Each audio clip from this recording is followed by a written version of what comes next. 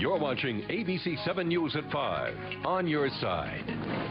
WJLA-TV yesterday filed a police brutality complaint with the Internal Affairs Division of the Prince George's County Police Department on behalf of one of our own, ABC 7 News I-Team reporter Andrea McCarran. Andrea was injured during a police stop in the county last month while she was investigating a story. And Gordon Peterson joins us now to describe what happened. Gordon?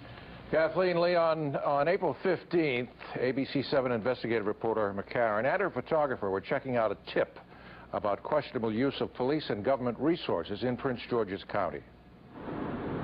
They were following a county government car driven by a police officer who appears to be a full-time driver for the county's chief administrative officer. McCarran was driving. Photographer Pete Hakel was in the back seat. Suddenly, they heard the wail of police sirens and saw flashing police lights.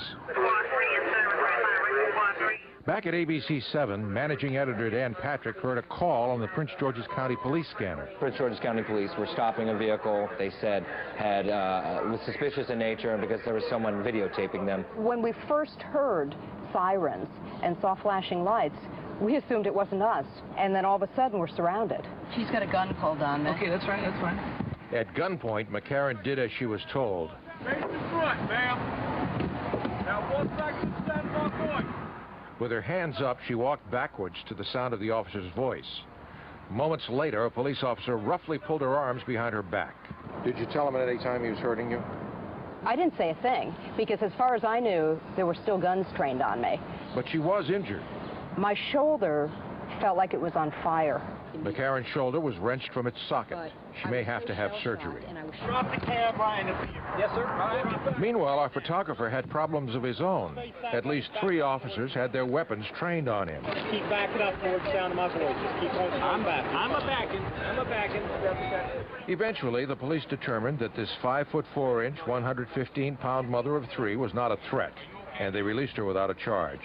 But before she left, reporter McCarran had a question. You got pulled over because citizen that you following. Excuse me.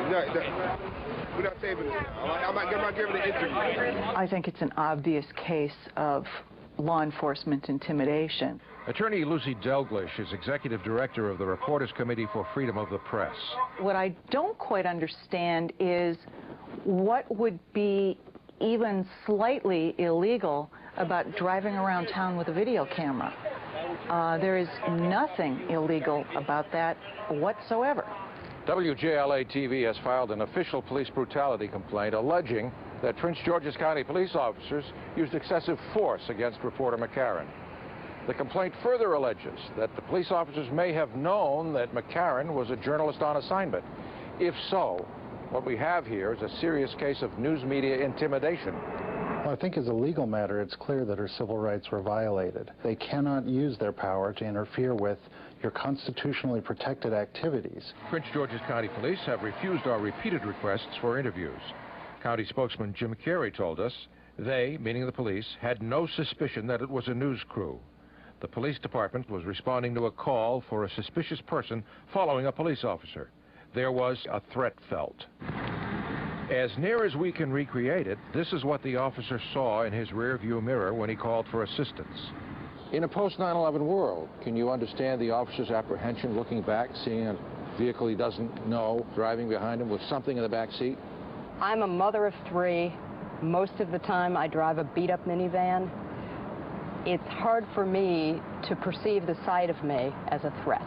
Now 1 second, stand by point. With your hands up. And that's the question. Did the officers have to use force? The incident occurred on April 15th. Why have we waited until now to report it? Well, according to ABC 7's Vice President of News, Bill Lord, we've been waiting for responses from the Prince George's County Police Department to requests for transcripts of the incident reports, radio transmissions, and email communications regarding this event. We've also requested dashboard videotapes from the 9 police cruisers on the scene, but we've been told that every single one of the federally required cameras was either inoperable or not running. Leon? Kathleen?